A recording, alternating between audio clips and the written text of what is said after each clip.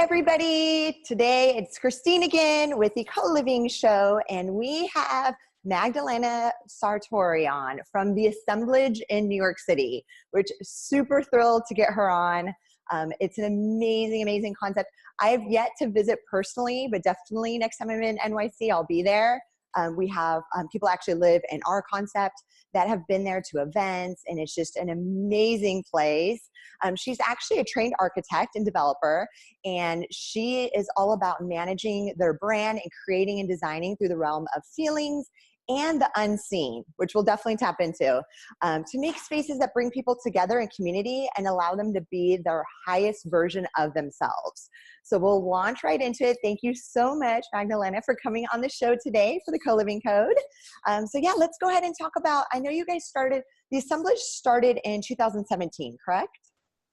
Correct. We started working on it 3 to 4 years ago. We opened our first location a year and a half ago. So September 2017, opened the second one 8 months later, and then we're opening our third location in 2 months. So it's a pretty quick expansion. Yeah. And then are they all located, where are they all, are they pretty close by, or are they in different areas? They're all in New York City, all in Manhattan. We have one in Nomad, which is kind of the tech center in New York City. Another one in the financial district, which was also very meaningful for us because we crowdfunded the building. So as you probably know, we have a crowdfunding platform called Network that crowdfunded all the buildings. So having something in the financial district was really meaningful because we're showing a different way of financing real estate in the city. And then the third one is opening very close to our first location where I am right now in the Assemblage Nomad. Nice. I know, which room is this? This is a beautiful room. I am here in the Assemblage Nomad in our gong room. It's our meditation room where we host meditations 3 times a day at 9 a.m., 3 p.m., and 6 p.m. for members, people that work here or here during the day. And then so is the co-working and co-living like 2 separate models? Can one person, can they just come to co-work at the Assemblage and then you have separate living quarters? It's all mixed together. We have different tiers of memberships depending on what you need, but part of the concept was to deconstruct that separation between living and working. You probably know, and a lot of us are now like living our dreams in a way, and we don't make any distinctions anymore into our work life and a life. It's becoming one thing, especially for millennials. It's just like all melting together.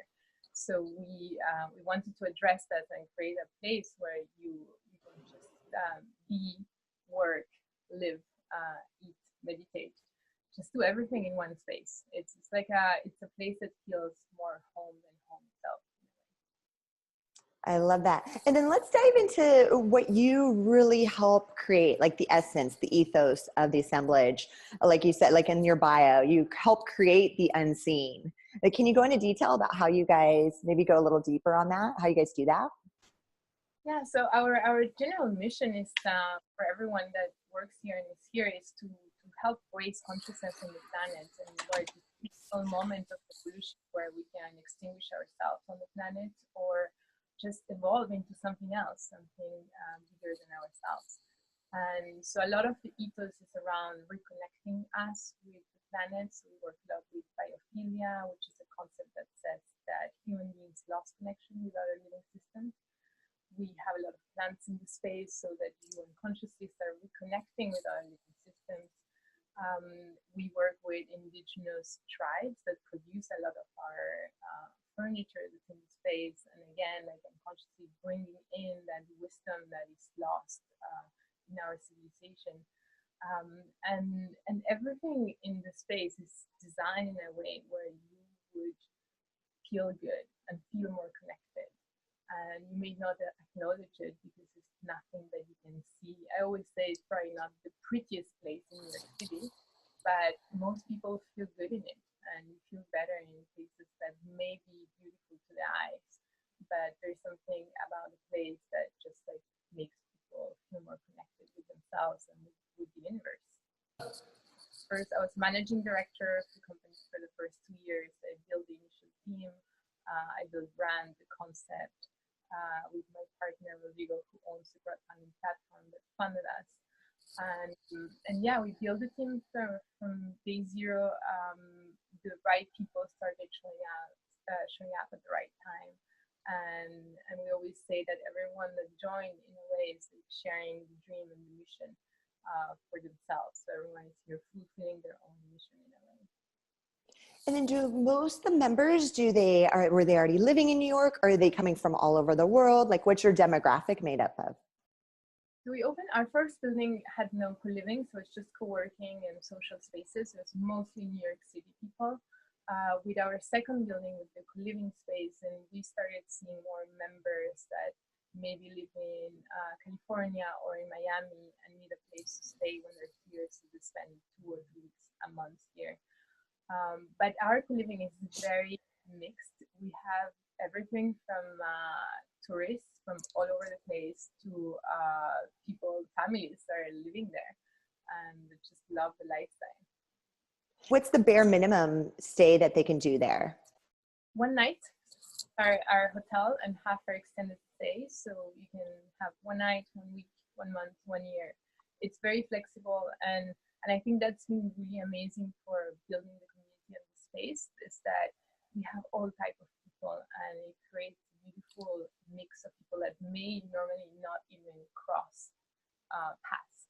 You know, like the tourist that suddenly is here and like has access to a gong meditation during the day and meets with other members, and then create more synergies. They're much more interesting than just a unified community. Oh my gosh, I love that. I love what you guys are building as far as community, especially in that city, right? People tend to be, they fall into New York City and maybe they're not connected yet. So you guys bring them together to build that community. That's really cool. And then so do you personally live there or not? I don't. I get asked this question all the time. I have an apartment 2 blocks away from John Street, so I'm really close. I spend most of my time there. We have our Assemblage offices in the spaces. When I don't come for more than 2 days, I miss it. I miss our food, our meditation, our community. But yeah, I don't live there. It's kind of paradoxical in a way, because I built my own dream space. But I feel like it's good to have a little separation. Yes, no, definitely. And the people I've interviewed on this show, it's about a 50-50 split, those that live in their concept and those that don't. So it's to each their own, right? There's different pros and cons, I'm sure, to both. And then, so you guys have this separate, are the meals, I think I have heard, the food is included, correct? All the food? Yeah, it's included. So it's a huge part of the ethos, and, talking about co-living, and even co-working, like we lost that sense of shared meals, and sharing meals is like at the initial step to build a community, just to eat together. So we serve communal breakfast and lunch downstairs in our main space, and everyone comes down from their office, from the hotel, from the living, and share a meal together. We also decided not to have service in the space, so everything is self-reliance and self-service. So you get your own food, you bring your plates back, and that's something that may be very common in certain communities, but in New York City it's very rare. And I think that adds a lot of ownership of the space, where people feel maybe more like they're at home. Oh my gosh, that's awesome. I love that. And then, so what kind of events? I know you guys host a lot of events. So do you guys do internal events and invite the public in, or do you guys have separate events? So we host over 80 events a month. Oh my gosh. Yeah, and it's gonna increase with the 3rd location opening soon. We have all type of events. So every evening we have 1 or 2 events going on in each one of the buildings. We try to have mind and spirit. So some are experiences that are shared, so either meditations or moon circles, or more like mind focus, where we bring entrepreneurs and people to speak about what they're doing. We try to do as much as we can with the members themselves. So we have incredible people working and staying in our place. So we offer them the stage to talk. so that then you can actually create community as well, because you see those people around, and then potentially even create synergies of someone that has a complementary business or company to what they're doing. Then we do daily programming, so we have yoga, breathwork, and meditation 3 times a day in each building. And then we host a bunch of different events for the companies and members themselves. We host lunches or dinners in the space. That is amazing. Now you definitely get the reward for the most events out of everybody that's been on the show. 80 a month is really a healthy number. It's funny, I just posted too recently on my Instagram. I've gotten super deep into breath work, like fell in love with it. So I'm so glad you guys are hosting that. And I know a few other homes that are doing the same. So that is awesome. And then, so how many members total do you guys have between the locations? We have about almost 2,000 members by now. Because we have these different tiers of memberships. So there's social memberships, people that don't need a place to work, then the flexible co-working. We have 9 floors of co-working offices, private offices here. So yeah, it's growing very fast, and because of that, those different tiers of memberships, we have a large community. And that's amazing. I know right before we started recording, I said, gosh, you guys remind me so much of Summit, and we were talking about that because you're getting ready to go to the Tulum Summit, right? Yes, I am. I love Summit. I've been there almost for 3 years. I've been going to Summit. We're actually we host Summit book clubs here. Summit hosts book clubs. We're looking at hosting some Summit series talks. And we're very complementary because we have a very similar overlapping community, but they don't have a continuous ongoing space. So we're looking at potentially partnering. Oh my gosh, please tell me as soon as every time I go to one of their events, I'm like, I want to live at Summit. That's what I keep saying. I don't want to leave. So that's really, really cool. And it sounds like you guys have created something similar. Are you looking to expand anytime soon to different, other than New York, like outside of New York? We are looking at it. We're looking at different options right now. We have what they call horizontal expansion, so outside of New York City, and vertical expansion, so in the community itself. And the two are going on in parallel right now. I think as soon as we open Park Avenue, which is going to be in the middle of April, then we are ready to start expanding outside of the city and also putting our efforts expanding vertically as well. So we are building an app called The Game of Life that is going to be the social architecture behind the community. So it's going to be a self-transformation tool for members to go through, but to also share that process with the community itself. So we're going to have events, Game of Life events in the space as well. Ooh, when does your app launch? March 31st. Oh, soon, next month. What is that? What's the app called? Is it called the Assemblage? No, it's called The Game of Life. The Game of Life. Okay, cool. So everybody can check that out very soon now. And then please come to Los Angeles. West LA would be such a perfect place for you guys. Like, we need something like that. We don't have it here. And so, okay, great. So you guys got apps. So that actually is a good lead into my next question is like, what technology, we're currently building for the entire co-living industry globally. What do you guys use internally? Do you guys have your own system? Did you guys kind of hack together different pieces of software, like for your booking and all that stuff? What do you guys use? It's been very challenging because we have so many different sources of revenue because of the co-living, the co-working, the events. It's been challenging to find one system that works for all. And we actually plugged in different systems. So we use Stay in Touch for the hotel. We use Triple Seat for the events. We use TC for the doors. So we have keyless doors that you can open through the app itself. And technology is embedded in our ethos like very deeply because we come from a technology platform, which is our crowdfunding platform. So we have an incredible technology team that was already in place when we started Assemblage. And yeah, we have our app. You can do everything on the app. You can book a hotel room, you can book a meeting room, you can unlock it with the app itself, you can book your events. We're working in a whole app now to connect members with themselves. We have a members network platform as well. So it's a huge part of it. That's part of the invisible architecture that define the community. No, Magdalena, I'm so glad, like, we're talking about this, right? Because I've always preached, like, I feel like humans, I think people are afraid that, you know, the bots are going to take over, but I'm like, there's no reason why, like, technology and humans can't work together, right? To improve our lives. Yeah, I think we just need to be very aware and stay very connected with our essence of who we are as humans on the planet. And just as long as we stay on that axis and use technology as a tool to connect us and to take us higher, I really believe it can be an incredible thing. It can also be very dangerous. It's all about what choice you make, how you use it. Do you guys do any like tech free, like put your phones, like keep the phones out of the meditation room? Do you guys separate at all or do tech free days? No, that's a good idea. Actually, I was thinking about it. We initially started about having phone sanctuaries at the entrance of the meetings where you would leave your phone. It's been very difficult. We're in New York City, after all, our phones. But I think we're going to incorporate more and more of that.